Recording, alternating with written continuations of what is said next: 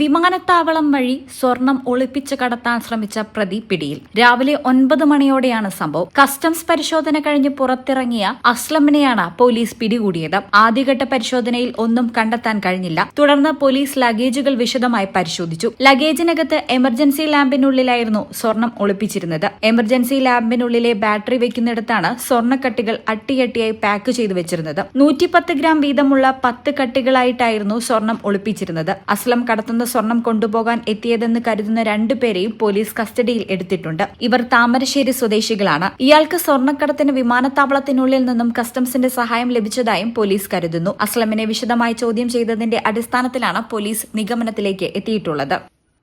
ഈ channel Karipur. BSc optometry ഒരു professional കോഴ്സാണ്.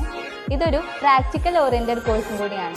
ക്ലാസ്സിൽ പഠിക്കുന്നതിനേക്കാൾ ക്ലിനിക്കൽ എക്സ്പോഷർ കൂടുതൽ വേണ്ടൊരു മേഖലയും കൂടിയാണ്. അൽസലാമ ഐ ഹോസ്പിറ്റലിൽ ആവശ്യത്തിലധികം ക്ലിനിക്കൽ എക്സ്പോഷർ നമുക്ക് ലഭിക്കുന്നുണ്ട്.